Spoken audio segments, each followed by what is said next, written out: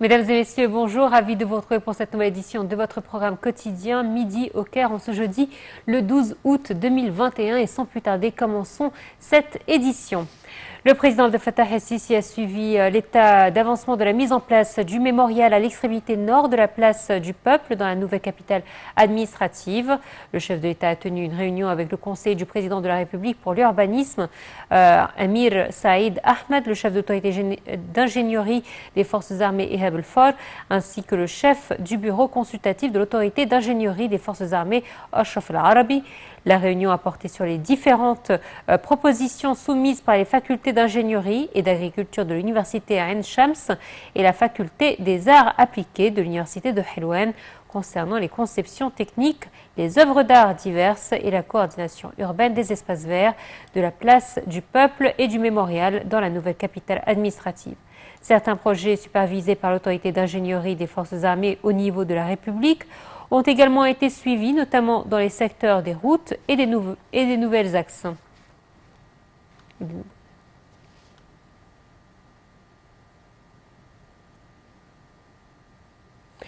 Et le président Abdel Fattah el-Sisi a rendu hommage à de grandes figures qui ont déployé d'importants efforts en faveur de la patrie. Le chef de l'État a donné les noms de certains hommes politiques, athlètes, personnalités publiques et artistes à des lieux publics. Il a ordonné d'accorder le nom de la championne olympique égyptienne Feriel Abdelaziz sur un nouveau pont au Nouveau Caire. Le chef de l'État a demandé à sélectionner un certain nombre d'axes principaux et d'autres nouveaux sites pour y mettre les noms des champions olympiques égyptiens. Le président a donné l'ordre aussi de mettre le nom du général de division Omar Soleiman sur un nouveau pont au Nouveau Caire. Immédiatement, donc il a ordonné de mettre à exécution immédiatement un nouvel axe baptisé du nom de l'ingénieur Hassaballah al-Kafraoui. Cet axe doit lier la périphérique au sud de l'axe du maréchal Tantawi à la région de Maedi. Le président a ordonné de mettre le nom de l'artiste, du comédien qui vient de nous quitter, Samir Reneb, sur un nouveau pont à l'est du Caire.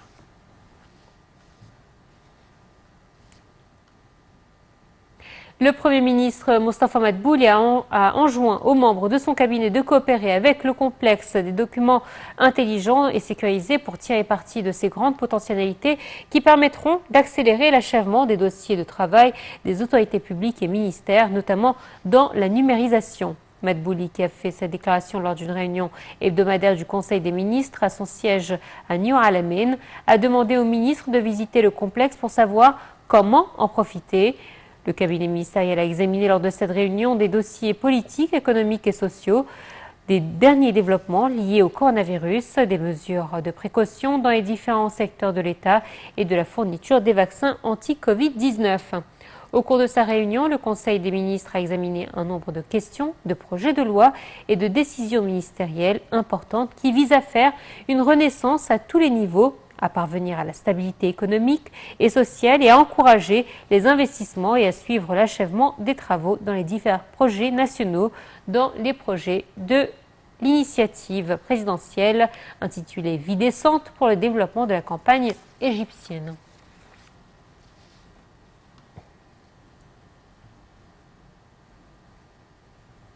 Et le ministère de la Santé a annoncé hier que 112 personnes rétablies du coronavirus avaient quitté les hôpitaux de confinement après avoir reçu les soins médicaux nécessaires, augmentant ainsi le nombre des cas guéris à 233 517.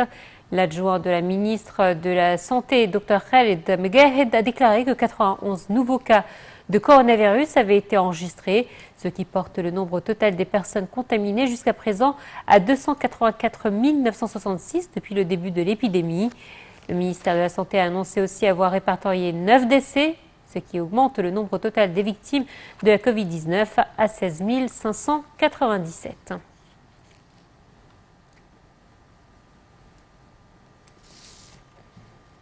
Et justement, la ministre de la Santé, Dr Hala Zaïd, a déclaré que l'Égypte est prête à satisfaire les besoins des pays africains en vaccins anti-Covid à travers sa production locale par le biais de la holding de produits biologiques et de vaccins Vaxera. Dr Zaïd a fait cette déclaration lors d'un entretien avec le président de l'autorité de l'achat unitaire et le PDG de la Banque africaine Import-Export. Le point avec Pelé Alfarou. La holding de produits biologiques et de vaccins Vaxera est capable de concevoir différents genres de vaccins et de les distribuer aux pays africains via l'équipe spéciale pour l'acquisition de vaccins en Afrique, la VAT. En localisant cette industrie sur le continent, a indiqué la ministre de la Santé Hala Zaïd lors d'un entretien avec le président de l'autorité de l'achat unitaire, Bahieddine Ziden, et le PDG de la Banque africaine d'import-export. L'Égypte est capable d'assurer les demandes africaines en médicaments traitant le paludisme, le sida, l'Ebola et autres maladies dans la cité égyptienne de médicaments Gyptopharma, conformément aux directives du président Abdel Fattah el-Sisi, et également disposé à transférer la technologie vaccinale et pharmaceutique au continent et à y dépêcher des équipes médicales, a indiqué la ministre. Elle a souligné que le rôle du traité de l'Agence africaine de médicaments, l'AMA, dans la localisation de l'industrie pharmaceutique dans les pays africains. Elle a remercié Afriction Bank et l'AVAT qui ont contribué à la livraison lundi à l'Égypte de 261 600 doses du vaccin Johnson & Johnson.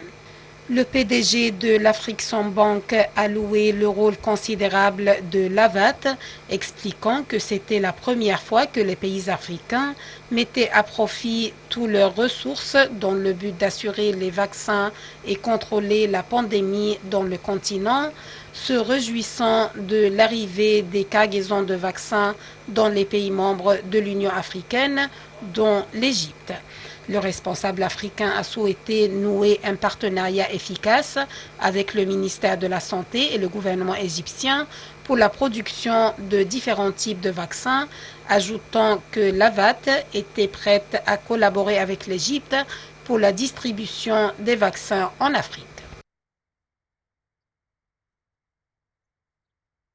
Le ministre des Transports Kamel Wazir a assisté à la signature d'un contrat pour l'achat de 4 géantes grues de quais pour la station polyvalente qui est mise en œuvre sur les quais 5562 du port d'Alexandrie pour un coût total de 650 millions de livres égyptiennes.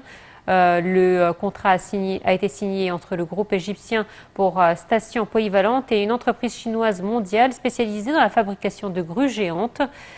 Dans son allocution, El Wazir a souhaité à la délégation chinoise tout le succès dans la première coopération de la société avec le ministère des Transports, d'autant que la signature du contrat intervient après une forte concurrence entre la société chinoise et les entreprises internationales spécialisées dans ce même domaine, ce qui prouve les capacités de la société et sa forte présence sur le marché mondial.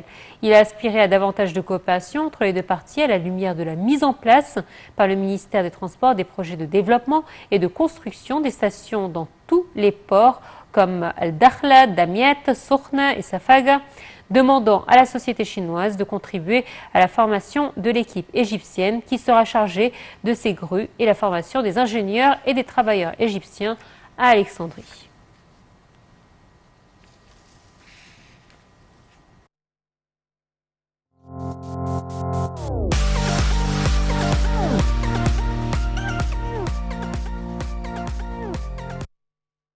Allez, on va s'intéresser au tourisme à présent. Le ministre du Tourisme et des Antiquités, Khaled El Aneni, a fait état de l'augmentation de 60% du nombre des touristes qui ont visité l'Égypte en 2021. Les propos d'El Aneni interviennent le lendemain de l'arrivée à l'aéroport international de Sharm el-Sheikh du premier vol de la compagnie nationale venue de Moscou avec à bord 297 touristes et ce dans le cadre de la reprise des vols directs entre les aéroports russes et ceux de Sharm el-Sheikh et d'Hurghada. Le point avec Palihan Farou.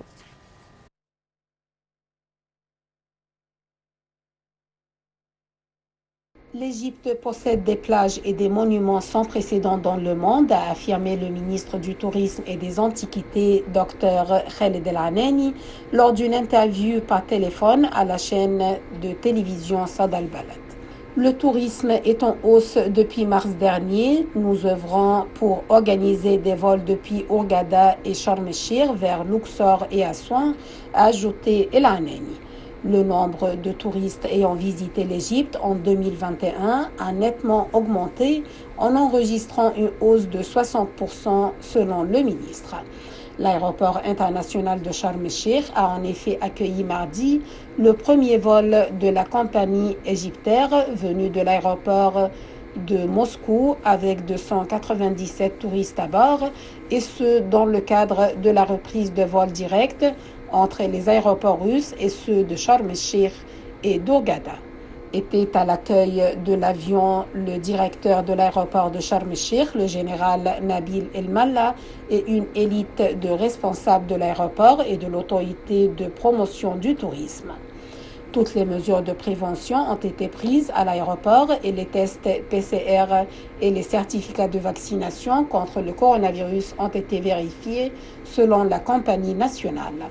Le gouverneur du Sinaï du Sud, Khaled Fouda, a loué les efforts déployés par le président Abdel Fattah el-Sisi et les institutions de l'État en faveur du retour des touristes russes en Égypte en général et à Sharm el-Sheikh en particulier. Sharm el-Sheikh est totalement prête à accueillir les touristes russes, a dit M. Fouda, qui s'exprimait lors d'une conférence de presse tenue dans un grand hôtel de la station balnéaire, ajoutant que tous les travailleurs du secteur touristique ont été vaccinés contre le coronavirus. L'ambassadeur de Russie au Caire et le gouverneur du Sud Sinaï, Khaled Fouda, ont affirmé les relations d'amitié fortes et historiques entre les peuples égyptiens et russes. Le gouvernorat du Sinaï du Sud est une grande zone touristique qui dispose de plusieurs stations balnéaires et de nombreux monuments culturels et historiques célèbres, a dit l'ambassadeur russe dans un communiqué publié par l'ambassade de Russie au Caire sur Facebook.